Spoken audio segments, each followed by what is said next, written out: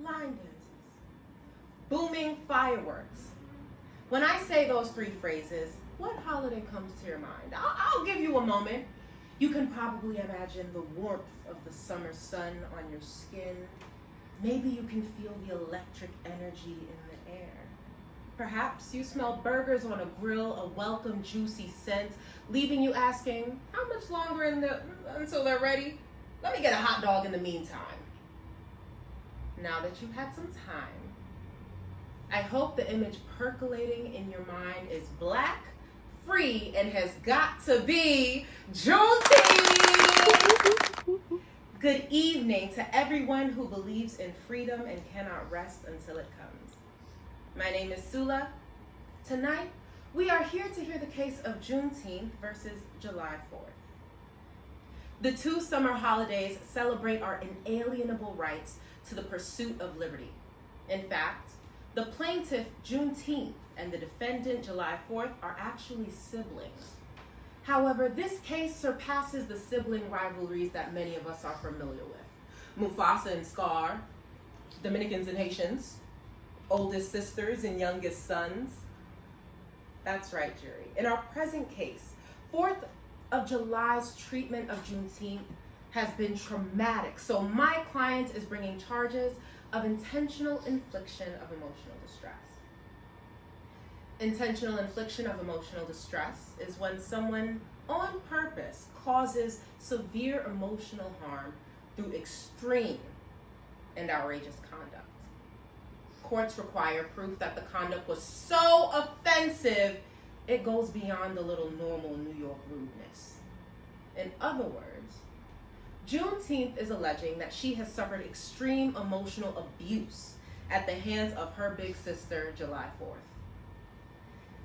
As our trial continues, you'll learn that Juneteenth was born on June 19, 1865.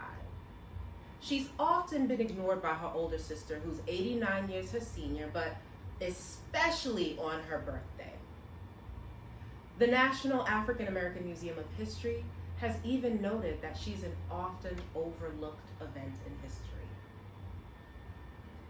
Folks, Juneteenth is a Gemini, and you know those twins do not play about their birthday. But year in and year out, Juneteenth has gone federally unacknowledged until 5 years ago.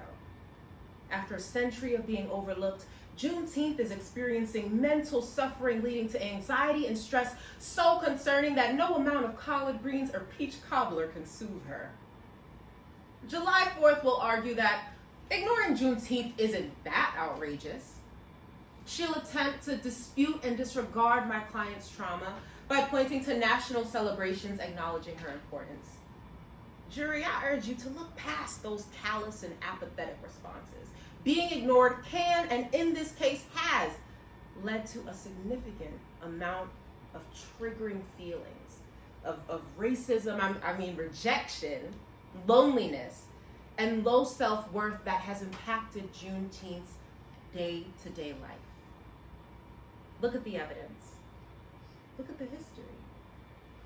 You will find that ignoring Juneteenth is indeed outrageous and unequivocally offensive. Juneteenth is worthy of acknowledgement and celebration on her special day. It is 8 p.m. in Brooklyn. Cheeche Lovato is here, and this is Tea with Sula Live! Tea with Sula starts now.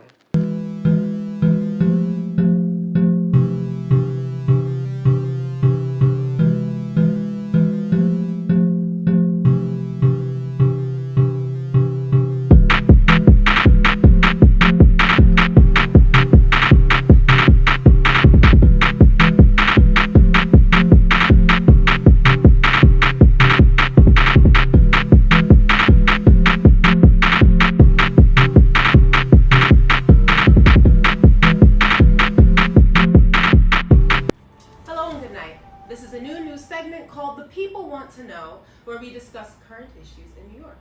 Today's topic, Juneteenth celebrations.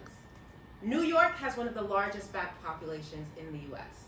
We're number 4, and that might be the only category where we are not number 1 as far as this show is concerned. To our 3.5 melanated Misters, Mrs., accuses and nixes, I say a wholehearted happy Juneteenth. Juneteenth commemorates June 19th, 1865, when Union troops arrived in Galveston, Texas, and informed black people that they were free. Now, technically, they were supposed to have been free for 2.5 years. The Emancipation Proclamation ended certain types of chattel slavery in the United States. It became effective January 1st, 1863. But without a trending TikTok, it took time to spread the word that the Civil War had ended and freedom had been won for enslaved black people. Imagine learning that the Knicks won a championship, had a parade, danced with Mama Ani, and nobody called you for 2.5 years. Take that and then multiply the significance and the stakes by 1,000,000. Although black Americans have celebrated on June 19th for over 100 years, Juneteenth officially became a federal holiday in 2021. If you can stand to have a traumatic flashback, you'll remember that around that time, there were 2 diseases ravaging America. One was a respiratory pandemic, and the other racist police, both killing so many, but notably George Floyd and Breonna Taylor. May they rest in power. Now, if you can't stand to have that flashback, we'll move on. Every year since 2021, the White House has marked Juneteenth. Last year, though, Trump complained that America has too many holidays. And fair enough, we do have a lot. Memorial Day, Labor Day, President's Day, National Donut Day, National Best Friend Day, National Leave Me Alone Day, and I made one of those up. You don't know which one. But Juneteenth feels like a strange one to complain about. This year, the White House made no comment, no proclamation, no acknowledgement of Juneteenth, leaving it ignored. Meanwhile, 2 weeks from now, we're getting a massive 4th of July celebration / birthday party in Washington that nobody asked for. There will be speeches, festivities. Apparently there's going to be a Trump rally.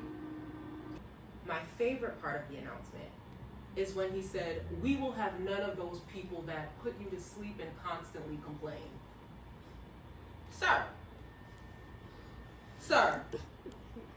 Sir, I know you're not talking about being put to sleep. You? Come on now. I know the Black National Anthem is lift every voice, but that man needs to lift every eyelid. Now, let's get into some other news that's more specific to New York. Lift every voice and sing. Is that Cheeche? To earth and heaven. She's not supposed to be performing yet. Ring with the harmonies of liberty. Can someone stop her? Do we have security? What do you mean we can't afford security? Bougie on your sound, in the flesh. Did I interrupt something? You did. Okay, let's continue our segment. New York is getting a new area code. The most recent addition is the 465 area code, expected to be introduced in the late 2026. Will you get off the desk? I'm sorry. I'm just so excited to be here. No. Juneteenth will not be ignored, and the ancestors told me to stay. Girl, the ancestors did not tell you to get up on my good furniture.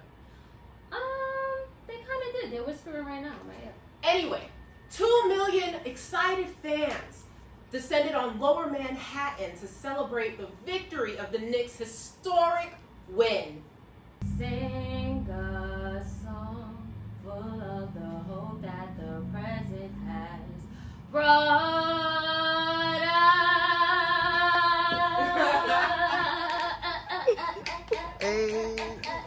They sing the rising sun of a new day begun. Let us march on till victory is won.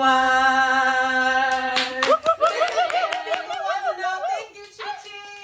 Everybody listen to her new album, Toxic Lover Girl, streaming on all platforms. Give it up for Cheeche!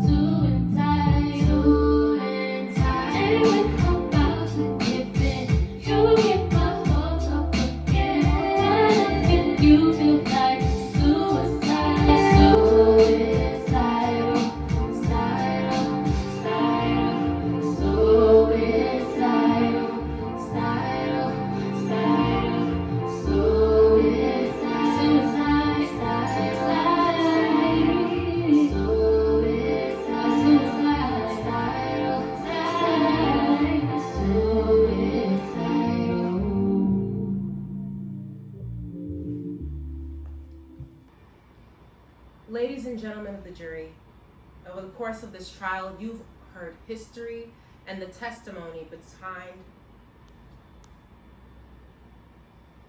Ladies and gentlemen of the jury, over the course of this trial, you've heard the history and the testimony behind the case of Juneteenth versus July 4th.